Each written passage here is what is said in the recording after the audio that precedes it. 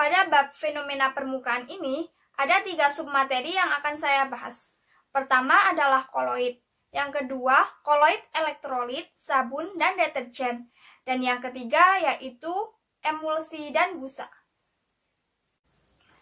Untuk submateri pertama adalah koloid. Nah, apa sih yang dimaksud dengan koloid itu? Dispersi koloid dapat didefinisikan sebagai suspensi partikel kecil dalam media yang kontinu.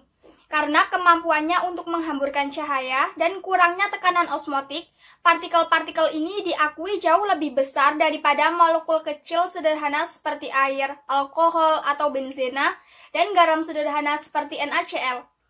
Dapat diasumsikan bahwa mereka adalah agregat dari banyak molekul kecil yang disatukan dalam semacam keadaan amorf yang sangat berbeda dari keadaan kristal biasa dari zat-zat ini.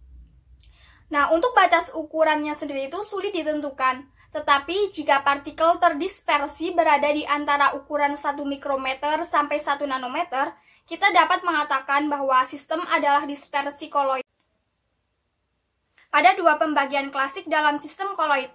Yang pertama adalah koloid liofilik atau pecinta pelarut koloid, disebut juga dengan gel.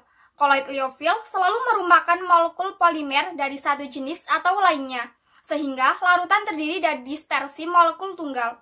Stabilitas koloid liofilik merupakan konsekuensi dari interaksi pelarut zat terlarut yang kuat dan menguntungkan.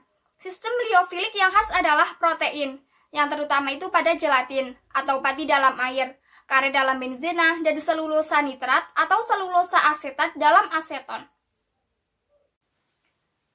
Yang kedua yaitu koloid liofobik atau takut dengan pelarut koloid yang disebut juga dengan sol. Koloid liofob adalah zat yang selalu sangat tidak larut dalam medium pendispersi. Ada beberapa cara untuk pembuatan sol, salah satunya adalah dengan cara hidrolisis. Contohnya adalah pembuatan sol FeOH 3 kali. Untuk caranya sendiri yaitu dengan cara menambahkan FeCl3 ke dalam air yang mendidih, maka akan terbentuk sol FeOH 3 kali. Atau bisa juga dengan cara memanaskan larutan FeCl3 hingga mendidih. Reaksinya adalah seperti dalam video. Untuk metode klasik lain dalam memproduksi sol logam adalah dengan cara melewatkan busur di antara elektroda dari logam yang diinginkan yang direndam dalam air. Metode ini disebut dengan busur Bredig. Logam yang menguap akan membentuk agregat berukuran koloid. Masih pada submateri koloid, pembahasan selanjutnya tentang elektrikal lapisan ganda dan stabilitas koloid liofobik. Stabilitas koloid liofobik merupakan konsekuensi dari lapisan ganda listrik pada permukaan partikel koloid. Misalnya, jika 2 partikel dari bahan yang tidak larut tidak memiliki lapisan ganda, maka kedua partikel itu dapat datang cukup dekat, sehingga gaya tarik-menarik van der Waals dapat menarik 2 partikel tersebut secara bersamaan. Berbeda dengan perilaku pada gambar 1 ini, yaitu lapisan ganda aktif pada 2 partikel. Nah, anggaplah partikel memang memiliki lapisan ganda seperti yang ditunjukkan pada gambar 1. Efek keseluruhannya adalah partikel-partikel saling tolak pada jarak pemisahan yang besar. Karena ketika 2 partikel mendekat, jarak antar muatan yang sama atau rata-rata akan lebih kecil daripada jarak antara muatan yang tidak sejenis. Tolakan ini akan mencegah partikel mendekat dan menstabilkan koloid. Untuk gambar kedua ini menunjukkan energi interaksi ion partikel koloid sebagai fungsi ion jarak pemisah. Untuk kurva A pada gambar 2 menunjukkan energi potensial akibat gaya tarik-menarik van der Waals sebagai fungsi jarak pisah antara 2 partikel. Sedangkan pada kurva B menunjukkan energi tolakan. Nah, untuk kurva C sendiri menunjukkan gabungan kurva tolakan 2 lapis dan gaya tarik van der Waals. Selama kurva C maksimum, koloid akan memiliki stabilitas. Masuk ke subbab materi kedua, yaitu tentang elektrolit koloid, sabun, dan deterjen. Sabun dan deterjen mengandung surfaktan yang terdiri dari kepala liofil yang mana bersifat hidrofilik serta polar, dan ekor liofobik yang bersifat hidrofobik serta nonpolar. Ketika sabun dan deterjen dilarutkan dalam air, molekul sabun dan deterjen akan mengadakan asosiasi dan orientasi karena gugus nonpolar pada ekor didorong bersama untuk membentuk partikel koloid. Kepala yang bersifat hidrofilik akan menghadap air, sedangkan ekor yang bersifat hidrofobik akan berkumpul menunjuk ke dalam. Sabun dan deterjen tidak hanya berfungsi sebagai pengemulsi, tetapi juga sebagai pengurang tegangan permukaan air. Air yang mengandung sabun dan deterjen memiliki tegangan permukaan yang lebih rendah, sehingga deterjen akan lebih mudah terserap.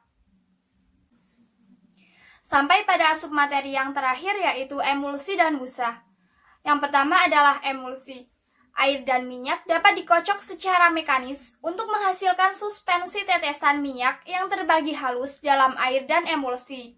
Dalam kedua jenis emulsi, tegangan permukaan yang besar antara air dan minyak ditambah dengan luas permukaan yang sangat besar menyiratkan bahwa emulsi memiliki energi Gibbs yang tinggi dibandingkan dengan fase yang dipisahkan. Penambahan zat aktif pada permukaan seperti sabun, deterjen, atau molekul apapun dengan ujung kutub dan ujung hidrokarbon yang besar ke dalam sistem minyak dan air akan menurunkan tegangan permukaan secara nyata.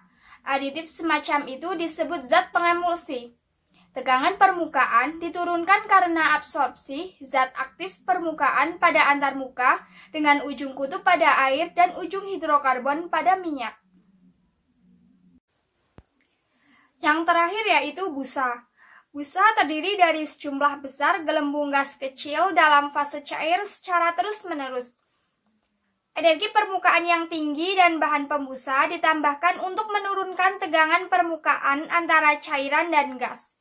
Bahan pembusa adalah jenis bahan aktif pada permukaan yang sama dengan bahan pengemulsi.